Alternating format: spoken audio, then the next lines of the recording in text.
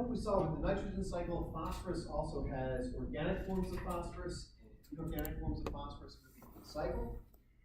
I think a lot of you right now are probably carrying around some organic forms of phosphorus in your bodies as we speak. What you got? That's bones. Bones? Phosphorus in bones? Calcium. Calcium in bones. DNA, right? Yeah. ATP. Stumped. Yeah. Well, I have ATP, which stands for adenosine triphosphate, which is phosphorus. Unlike this guy, apparently he has no ATP. I think that- You think he has some? Yeah. All right.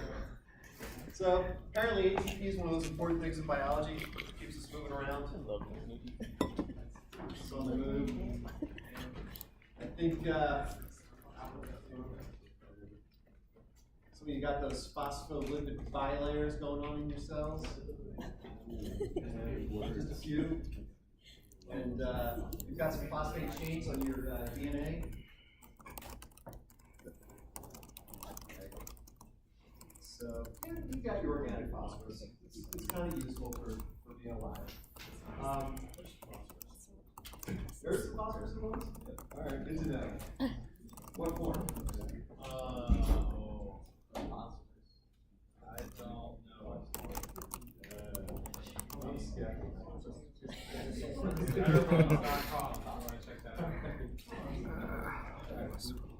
So phosphorus is cycling through ecosystems. You need it. Snails need it. Mushrooms need it. They're all using it for various biological processes, whether it's storing genetic information, using ATP for energy, energy carrier, or cells to keep your insides in or your outsides out. And phosphate is also being increased in the environment due to the process of phosphate mining. So phosphorus is actively mined because it is a component of fertilizer that ends up going on agricultural fields. And so as a result, we're getting more phosphorus in the environment than we would get under sort of natural basic rates of phosphate weathering. So this mined phosphate is transported to agricultural fields, used as fertilizer, and during heavy rainstorms, it ends up sort of washing off of fields in streams, making its way to lakes, and so causing water change. Question? WebMD is phosphate. Phosphate. Yeah, it was more than half the bone is phosphate. Half the bone is phosphate? I didn't. That doesn't seem right. Yes. Who knew? So it seems like a lot of phosphate. Yeah. That guy over there. Minerals. Minerals. So this particular data chart I find sort of fairly interesting because it breaks down three major sources of altered biogeochemical cycles. It's got carbon, it's got nitrogen, and it's got phosphorus. And sort of the headline altered global nutrient cycle that we have day in and day out is carbon because of its role atmospheric carbon dioxide and climate change. And if you were to look at sort of the magnitude of CO2 and the various fluxes, there's about 61,000 million tons of natural fluxes of CO2 per year. Humans are adding an additional 8,000 to that, and so we're sort of modifying that global cycle by about 13% through human activities. And again, we'll get to that more next week, but just keep that in context. If we compare that with nitrogen, we see that sort of natural processes account for about 130 million metric tons of nitrogen fluxes per year. Human activities account for about 140. I should put up this data is from the mid-1990s, but still approximately correct. So we see humans have basically doubled the amount of nitrogen fluxes through the global nitrogen cycle. And we'll get to that later in the lecture today. So just looking at nitrogen, it looks like the human alteration of the global nitrogen cycle seems to be much, much greater in terms of its impact compared to carbon. But last, let's get back to phosphorus. If we compare chemical weathering of phosphorus to actual physical mining of phosphorus, we see we've gone from a natural process creating 3 million metric tons of flux per year, and we've increased that with an additional 12 million metric tons. We've increased the amount of circulating phosphorus in the cycle by a factor of 4. So it's increased 400%. So we'll spend just a little bit of time on phosphorus. I think phosphorus is sort of the forgotten sort of environmental police through these altered global biogeochemical cycles. But in terms of magnitude, it completely dwarfs nitrogen and carbon, although nitrogen and carbon have a lot more tension on a day-to-day basis.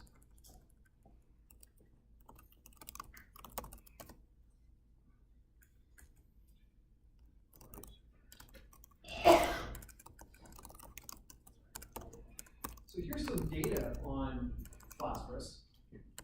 And what I'd like you to do is try to pull out 2 different trends that you can see in this data graph.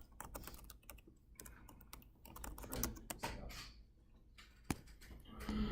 This is one of those funny graphs with a double y-axis. So there's basically 2 response variables in looking at. We have one response variable sort of in the standard place over on the left side of the y-axis. And this is representing annual accumulation of phosphorus per year, represented by the squares, 0, 4, 8, 4, 5. And over here, a whole other response variable, looking at cumulative accumulation of phosphorus, and a different scale than we have over on the left axis. So basically, we have 2 response variables sort of mapped together, but with different units. So you'll see these from time to time. And they can be a bit confusing at first to try to make sense of it. But the circles go with the right y-axis, the squares go with the left y-axis.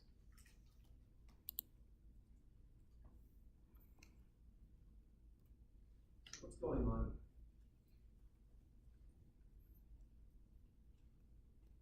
What's going on? Just give me one. The cumulative accumulation per year, is increasing almost logarithmically. Almost perfectly. Well, how do you get the logarithmic relationship there? Sorry, exponentially. Exponentially, okay. I'll buy exponential. So we're starting off, both from 1960 to 1965, it looks like we're maybe going from about 30 to 50. Towards the end of the trend, we're going from about 260 up to 320. Okay, so those jumps over those 5-year intervals are getting progressively larger, which would suggest some sort of exponential function. Very good study. Indicates that phosphorus accumulation in soils worldwide appears to be growing exponentially. Another trend.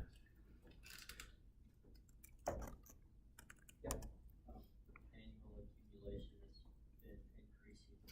For the most part, it looks like it's on 85. Yeah, about 85.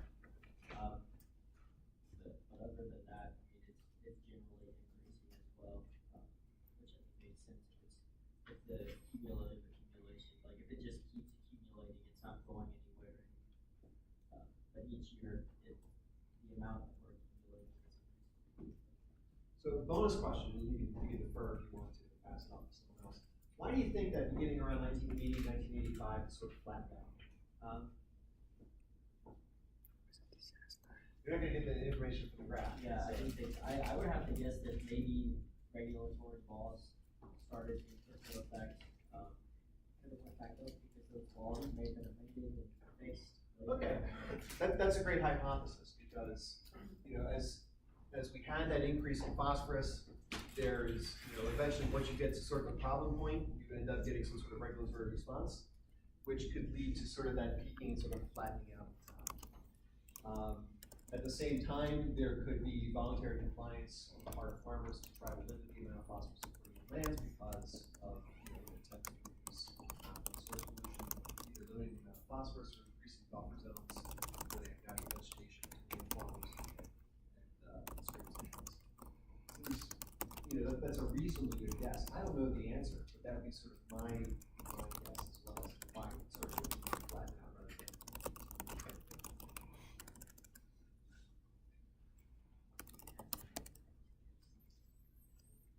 Right, so phosphorus in the environment is increasing. So as you know, Lake Erie is one of the great parts of Ohio. It's who here has been to Lake Erie or has seen Lake Erie? A good number of you, excellent. 60 feet deep, so the shallowest of the Great Lakes. Lake Erie has had problems with nutrient pollution over the years, even dating back to before I was born. Never been there.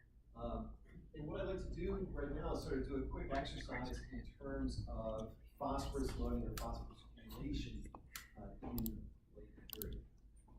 So for starters, what I'd like you to do is make a compartment model for the phosphorus cycle for Lake Erie. So you're going to want to represent Lake Erie as one of the pools. You're going to want to represent point sources of phosphorus as a pool, non-point sources as a pool.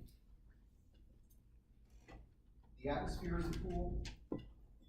Lake Huron as a pool as well. Right?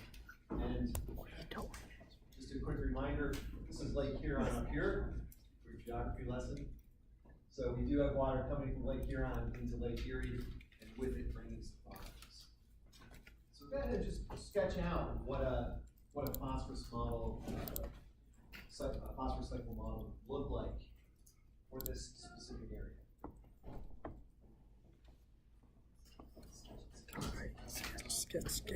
Sketch. Boxes and arrows. Is that working?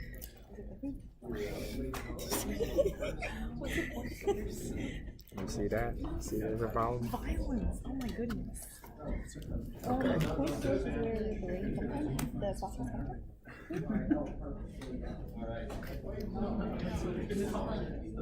What's a non-point source? Where the phosphorus is coming in, so it's receiving it. I think. That's my guess. What is it supposed to look? The answer's Well, if you're ballsy enough to look. He roasted a tree the other day because he did. what? Dr. Raven roasted you because you copied this thing. Oh yeah. He's like, You're not gonna have that test.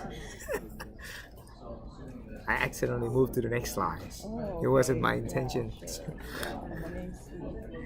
What? Yeah, exactly. That's what I thought. Okay, so we can split these. We can save trees. Oh, All right. So I actually don't know what we're doing. Is it? Are we just drawing like the phosphorus cycle? Like how does it enter and how does it leave? Well, we're going to have it all going into Lake Erie, so it's not going to leave Lake Erie. Oh, all go into it? Yeah. Like from west, like it's really small here. Man, you're fast. Shape's a little off. Correct. Check out my like here. I draw like this. Atmosphere. So dust.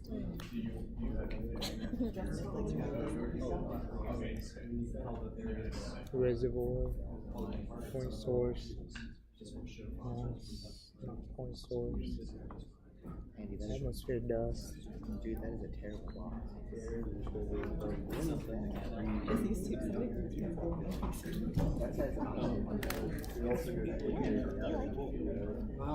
Not so much. I like it.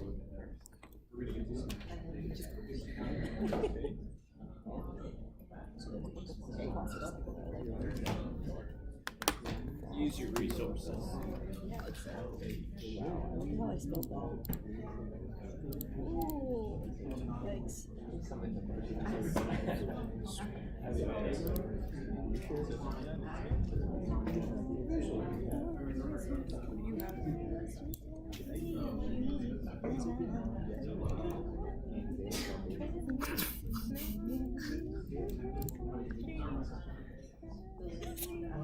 Heck is happening? It's gonna be on the video. I like the dance. I like the dance. Thank you. I was waiting for you to look up and say something. Why is it non-poignant? You know, I think your face is poignant. What is it? Poignant. It's been a while since I've seen that word. Poignant. Evoking a keen sense of sadness or regret. That's so sad. Oh, that's not what I needed right now. Oh, wow. We're doing that. We are the same, Philip. They're the same. Yes. Is this yours? That's Yeah. very fancy. Wow, Yeah. this hand sanitizer smells like freaking cologne. I feel like I'm like ready to get like ocean. You want some?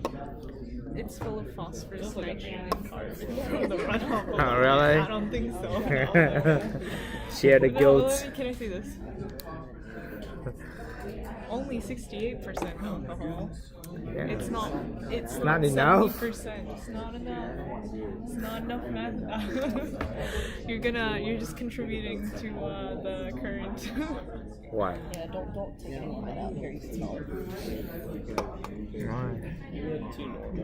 It's like, okay, how much should you put in your hand? It was like a little droplet. Yeah, mine was up here before I actually use it. My Should you droplet was drink this big. It was this much. I see. $1.75. Put it on your People neck. threw some nice Use pictures, that your cologne. which is fine.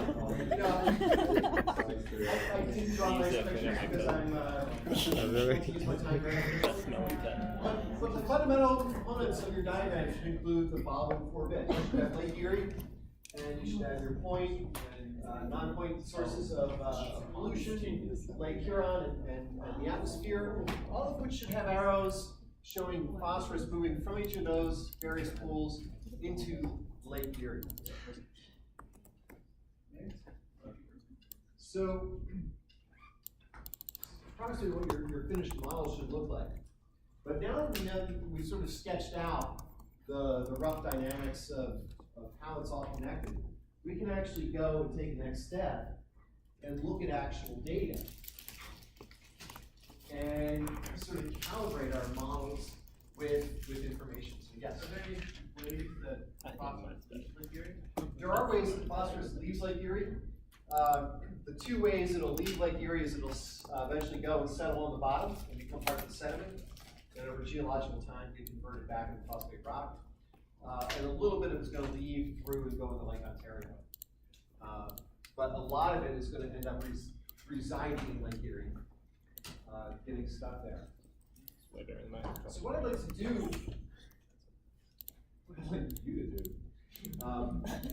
is look at some of these various sources of phosphorus pollution. Right?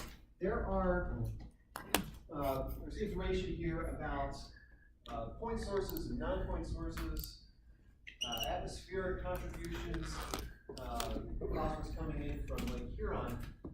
And what I'd like you to do is compare how things were in 1996 to 2002. So in other words, if you have your compartment or your pool of point source pollution, on one side of those arrows, you could write the 1996 data, showing you've got 1,997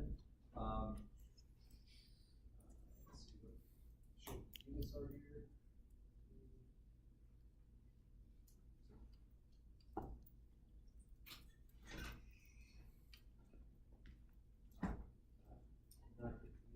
Anyway, units, 1,997 units of phosphorus going into Lake Erie for 1996. You can compare that to 2002. You can write that number on the other side of the line, 1,992.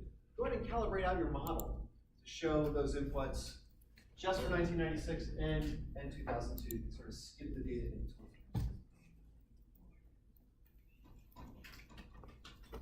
So you've got data here from your point sources, your non-point sources, your atmospheric, and your Lake Huron contributions. Oh. Well, you feel free to decomplexify.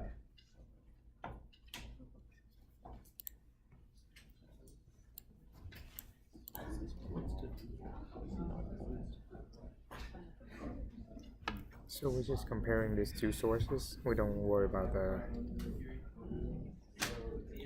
Well, that's good. Those are the total inputs to the lake. What you Okay. want to do is you want to go and look at the point source total, the non-point total, Okay, the atmospheric total, and the Huron total. gotcha. And then when you say calibrated, means like a It means- size, like You arrow, don't have to change the size of the arrow. What you want to do is assign a value to those Oh, arrows. where? Yeah. Okay, gotcha. Right. Okay. So you'll be able to answer, if I ask you, is point source or non-point source pollution more important for Lake Erie? You'll look at it really quick and tell me, because you'll know, because you've drawn it out. Gotcha. Thank you. Non-point. Yeah. So, what he said. Which is what we have to do, yes. So you comparing the points, the non-points, and then how earlier we have these arrows, and then you would have to put where does this go into those points? Which one is contributing the most? Which one contributes To the like, yeah, point to or the, non-point? yeah, like which one? Like we Would go you back just to, look at which one's the bigger number? yeah, Okay. but then he won't have these. He would have these. It's not touchscreen. He would have these, and then he would like, okay, well, which one contributes the most? So you would know because you draw it out. Basically, that's what he's saying. Okay, so whichever one is the largest. Hey, I'm not fucking kicking you off the face of this planet. Are you a flat earther? Yes, I am a flat earther. I just believe it. Dude, I babysat the other day, and there was like a 7th grader, and she was like, I'm a flat earther. And I was like, do you know what that means? So actually, it's on the next eye if you see. Okay, what's the answer? What's the answer, Rizzo? What's the answer? I don't know. It's never on the slide. Okay, so you have your non-point is the highest. Non-point. Yes. Yeah, I forgot he was a lefty. Yeah. Yes, I am. There you are. Oh my god, see? That's what's up. See, We're the lefties, but there's so many lefties. biologically weird. Yeah, she said. I heard right-handed people live longer. Yeah, lazy thing. Oh my god. It could be a lie, but okay. Yeah, but you know, we're cooler. You know the What kind of medical, comeback is that? you know the medical abbreviations, like for left eye is OS, left hand, or left ear is AS. The S stands for superior. Oh, is that what it stands for? But you know what? I know that when we write on the board, we don't smear as we write.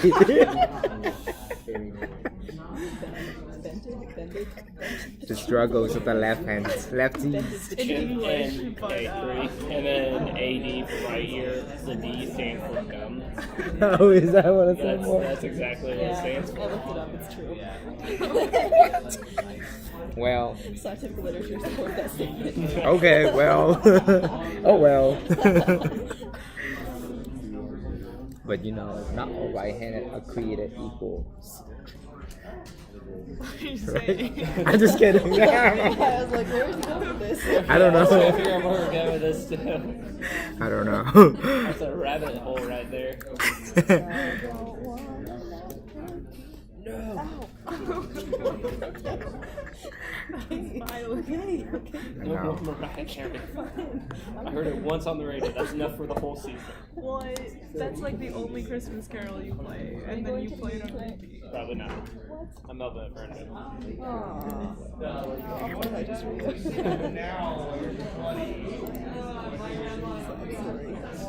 Every Christmas, you just need to listen to that once, and then Taylor Swift song once, Where and did he that's go? it. That's it. Where did he go? There. He's over there. Hearing.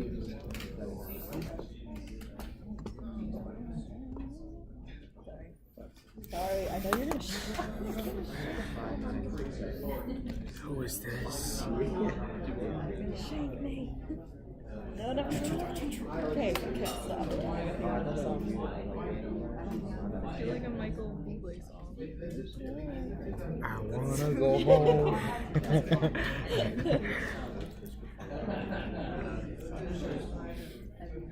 I need you somewhere. Aaron, Haley, they left me because they didn't like me. No, I'm just kidding. Haley's giving her phone. Aaron has me now. Gross. I feel like half the class skipped to that. So when you get your model calibrated, it should look roughly like this. What I've done, just the way my brain works, is